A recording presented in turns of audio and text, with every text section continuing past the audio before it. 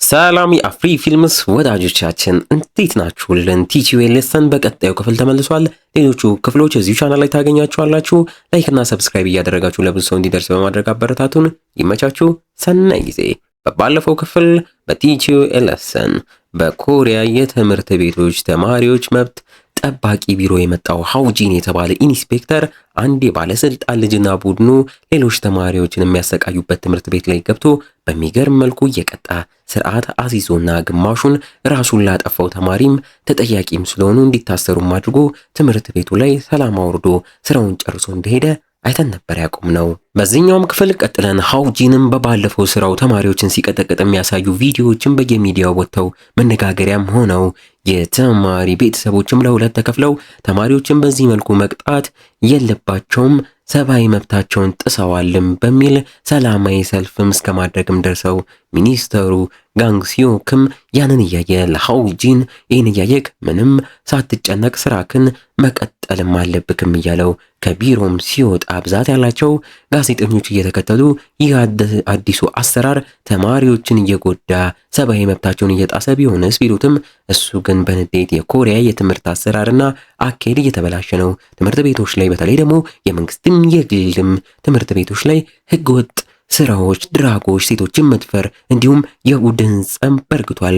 ተማሪዎች አስተማሪዎችን ማክበር ካቆሙ ሰነባብተዋል። ይህ ደግሞ እንደ ሀገር መውደቅ ስለሆነ አሰራራችንን ለመቀጠል ተገደናልን በማለት ወደ ካሜራውም እያየ እያንዳንዱ እዚህ ስራ ላይ ያላችሁ ካሁኑ ስራችሁን አቁሙ፣ ካልሆነ ቢሮአችን ሁላችሁም ጋር የሚያጣልን ብሎም ያስጠነቅቃቸዋል። በሌላ በኩል በቲቪ እሱን ንግግር እየሰሙ ያሉት ከስራው የተቀነሰው የኮንግረስማን ራያን ተቀናቃኝ ፓርቲ አባላትም የአዲሱ ቢሮ ብዙም አይቆይም እየተባባሉ በዚህ ቢሮም ሳቢያ ተቀናቃኛችንን አስወግደውልናልም እያሉ ዋናቸው ግን ህዝቡ በትምህርት ጉዳይ ላይ ከመጡበት ምንም ስለማይሰማ ይህ ቢሮን ተጠቅመው የኛ ተቀናቃኝ ፓርቲ እንዳያሸንፉን አዲሱ የተመሰረተውን ቢሮ ቶሎ እንዲጠፋም እንሰራለን ይላቸዋል። ትዕይንቱም በዚሁ አንድ ጊዩንዲ የተባለ ምስኪን ተማሪም አዲስ ትምህርት ቤት ቀይሮ አዲስ ዩኒፎርምና አዲስ ጫማም አድርጎ ትምህርት ቤቱ ጋር ሲደርስ መግቢያው ቦታም እንደጠበቀው ሳይሆን በጣም ቆሻሻ እንደሆነም እያየ ይህ ትምህርት ቤት በሀገሪቱ አለ የተባለ ቁጥር 3 ላይ የሚቀመጥ በጣም በጥባጭ ተማሪዎች ያሉበት ትምህርት ቤት እንደሆነም እየተረዳን በሞተርም ተማሪዎች እየገጫጩትም ገብተው ያደረገውን አዲስ ጫማም ገና ከመግባቱ ወስተውበት ባዶ እግሩንም ወደ ግቢው ገብቶ አንዱ ጉልበተኛም አየኬም በሚልም ሊደበድበው እያለ ገንዘብ ተቀብሎት ጊዩንዲም የወዳደቀ ጫማም አድርጎ ወደሚማርበት ክፍል ገብቶ በአስተማሪው በኩልም ሌሎቹን ተማሪዎች ሲተዋወቃቸው በሚገርም መልኩ የሚያጨሱ ወንበዴ የሚመስሉ ተማሪዎችንም እያየ እየፈራ ተዋውቋቸው ተጨንቆም ይቀመጣል። የተማሪዎቹ የጉልበተኞቹ ዋና የሚመስል ሲዮንግ ሆን የተባለ ተማሪም አስተማሪውን መጽሐፍ የለንም ራስ ይኪድና መጽሐፉ ሙሉ ኮፒ አድርገክልን ናም ብሎ አስፈራርቶት ልኮት ሌሎቹን አዲሱን ተማሪም ሳይቀር እየመራ ሞቶ ሌላኛው ተቀናቃኙ ሌላ ክፍላስ ያለውን ኪዮን ቢዩን የተባለውን ተማሪና ቡድን እዛው ግቢ ውስጥ የሚፋለሟቸዋል። አዲሱ ተማሪ ጊዩንዲውምም ግራ ተጋብቶ እንደሱ ምስኪን የሆነ ኪም ዮንግጁ የተባለም ተማሪም አግኝቶ ለምን ተማሪዎቹ እንደሚደባደቡም ጠይቆት የሁለቱ ቡድን መሪዎች የነሱ የበላይ እንደሆነም ለማሳየት ጂዮን ዮክ የተባለ እዚሁ ያለ ተማሪም ስላለ ይህም ተማሪ አልፎ አልፎ ነው ወደዚህም የሚመጣው በሱ ሰውዬም ለመሞገስና ለመታወቅ የሱን ቡድን ለመቀላቀል ነው የሚለዋል። ይህን ሁላ ታሪክም የትምህርት ቤቱ ዳይሬክተር የተማሪዎች መብት ጠባቂ ቢሮን አናግሮ ሃውጂን እዛ ደርሶም ታሪኩ በዳይሬክተሩ እየተነገረው ይሰማል። ቀጣይ ምን ማድረግ እንዳለበትም ያስባል። ዳይሬክተሩም እነዚህ ተማሪዎች በጣም አደገኛ አሸባሪ ናቸው፣ በፊት እንደዚሁ ድብድብ የሚችል የጂም አሰልጣኝ ቀጥረን እሱን ራሱ አንገላተው አባረውታል።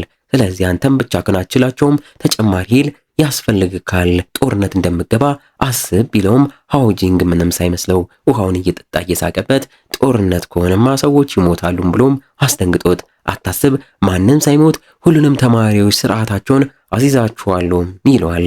እየተደባደቡ ያሉት ተማሪዎች ኪዮንቢዩምም ብልጫም ወስዶ ላይቭ ቪዲዮ እየተቀረጸም እያስተላለፉለት ስለነበረ ከዋናቸው ካሉት ጆን ሂዩክም ቡድኔን እንድትቀላቀል አናገርካለሁ የሚል ቴክስትም ገብቶለት በደስታም ይጨፍራል። ሌላኛው ተሸናፊው ሲያንግ ሃንም ከቡድኑ ውስጥ በደንብ ያልተፋለሙትን አባላቱን መርጦ ደርድሮ እየደበደባቸው፣ ሁለቱም ምስኪን ተማሪዎችም ቀላቅሎ እየቀጠቀጣቸው እርስ በርስ እንደውም ተደባደቡም።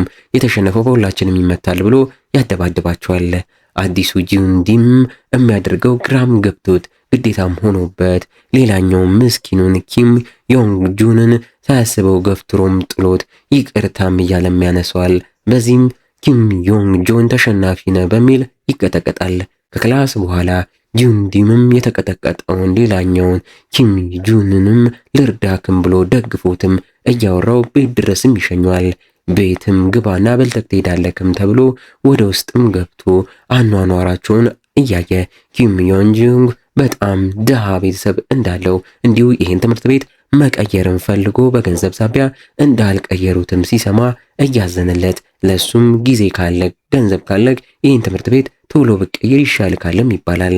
በቀጣይ ቀን ኪም ዮንጁንም ትምህርት ቤት እየገባ እንደተለመደው ጉልቤዎቹ ተማሪዎች ሰው ሲደበድቡም ከርቀት እያየ ሃውጂን እሱ ጋም ደርሶ እየተዋወቀው ስለሱም ሪሰርች እንደሰራም እየነገረው አንተ ጥሩ ከሚባሉት ተማሪዎች መሃል ነክም እያለው ክላስ ሊጀምርም ስለሆነ ሂድም ብሎት ጉልቤዎቹንም እያያቸው እዛው ጂዩንዲን በምንጣፍ ተጠቅልሎ መሬት ወርውረውት እሱ ጋር ደርሶም ሲያየው አስታውሶት የኮድ ቃሉን እየተናገረ እኛም አስቀድመው ወደዚህ ትምህርት ቤት ተማሪ መስሎ ጂዩንዲን እንዲገባና እንዲሰልል እና ሃውጂን ቢሮም በእነሱም በኩል የተላከም ሰው እንደሆነም እንረዳለን። ሃውጂንም እንዲሰልል የተላከው ግለሰባቸው እንዲሆኑ ሲያዩ እየተገረመ ቆየት ብሎ ሁሉም ተማሪዎች መመገቢያ ቦታ ላይ በተሰበሰቡ ሰዓት ሆም ብሎ ጂዩንዲም በሃውጂን ተልኮ የሰደባቸው ያሯሯጡት ሲመጡ ወደ አንድ አዳራሽ አስገብቶም ይደበቃል።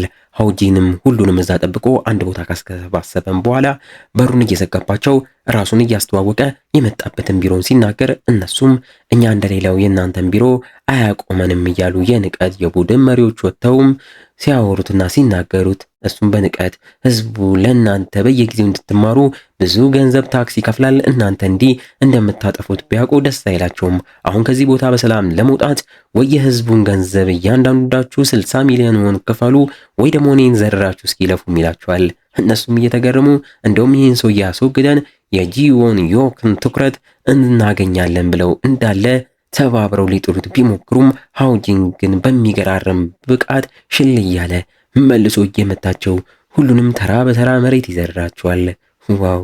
የአንደኛውን ቡድን ዋና ሲዮንግ ሆን የተባለውም ላይ ወንበር እያስቀመጠበት ላዩ ላይ ተቀምጦ አሁን ሶስተኛ ምርጫ ደግሞ ልስጣችሁ፣ በስርዓት የምትማሩ ከሆነ ከዚህ በሰላም ትውጣላችሁም እያላቸው ሁሉም አማራጭ ስለሌላቸው እየተስማሙም ተቀምጠው ከዚህ በኋላ የሚማሯቸውን እያንዳንዱን የትምህርት ፕሮግራማቸውንም ያሳያቸዋል።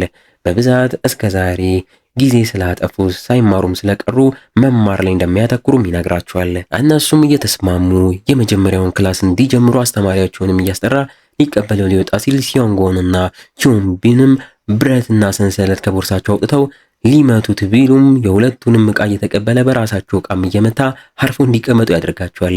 አስተማሪውንም አስመጥቶ አስገብቶ እንዲያስተምርም እያደረገ እንደለመዱት መጽሐፍ የለንም ቢሉም መጽሐፍ ያለው ማን ነው ብሎም ኪም ዮንግ ጁንም እሱም ስለያዘ እሱ ወጥቶ ዋይት ቦርዱ ላይ ይጽፍላቸዋል።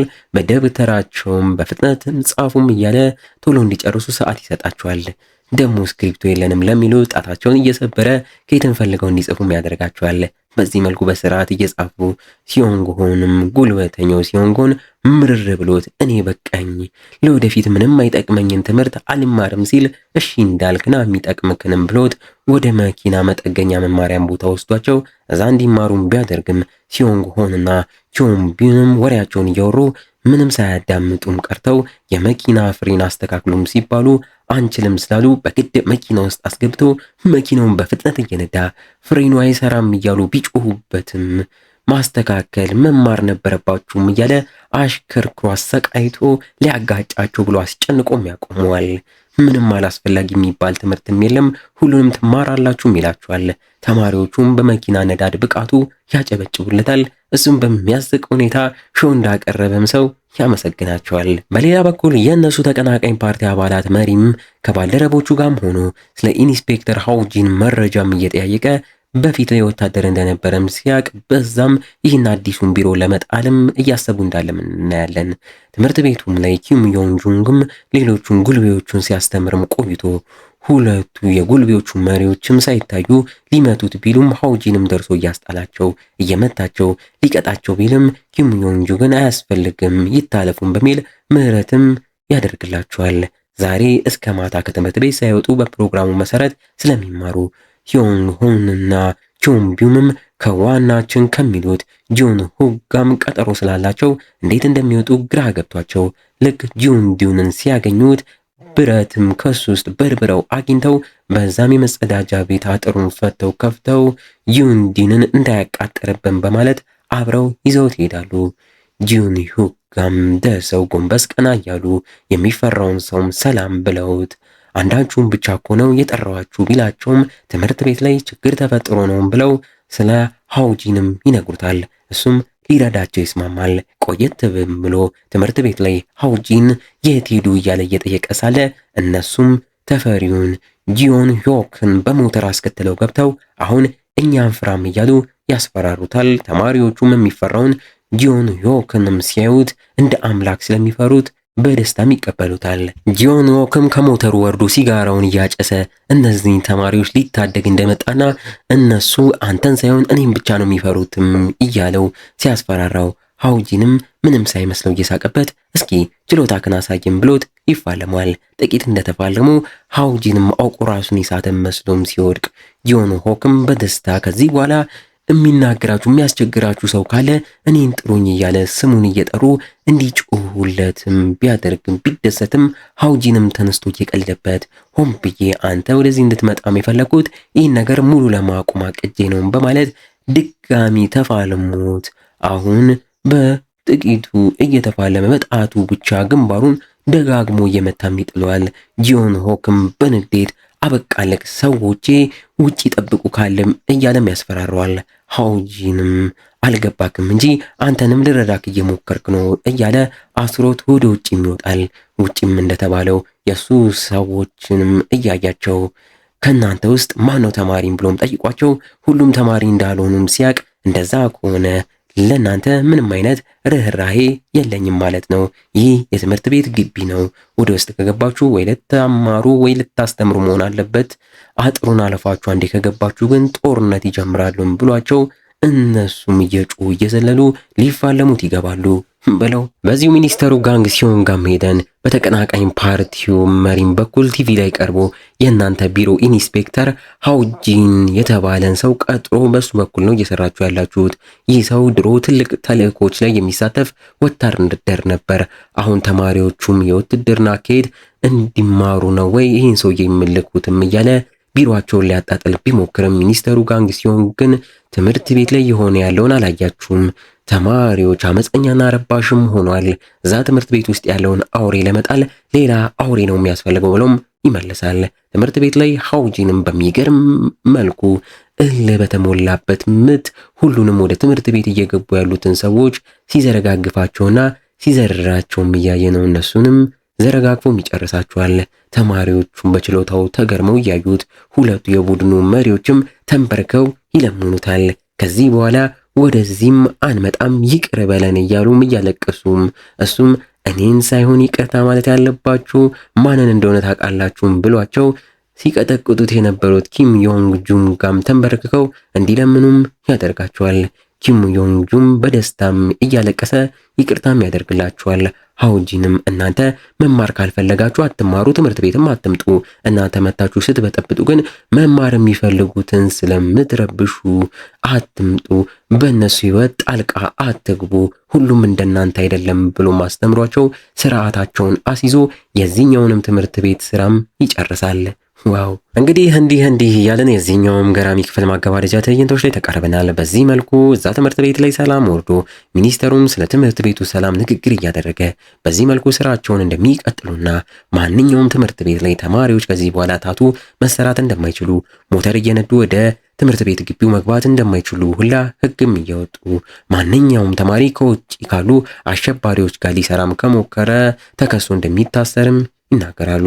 በስተመጨረሻም ትዕይንቱ ላይ የተቀናቃኝ ፓርቲው ዋና ቢሮም ላይ ሆኖ ስለ ሚኒስተር ጋንግ ሲዩክ እና ስለ ሃውጂን መረጃ መጥቶለት ከመረጃው መሃል ፎቶን አውጥቶም ሲያየው ትምህርት ቤት ውስጥ ከ2 ዓመት በፊት በተማሪ የተገደለችው አስተማሪ የቀብር ስነ ስርዓት ላይ ሚኒስተሩና ሃውጂን እንደተገኙና ልባቸው በጊዜው ተሰብረው እንደነበረ ከፎቶም ላይ ያያል።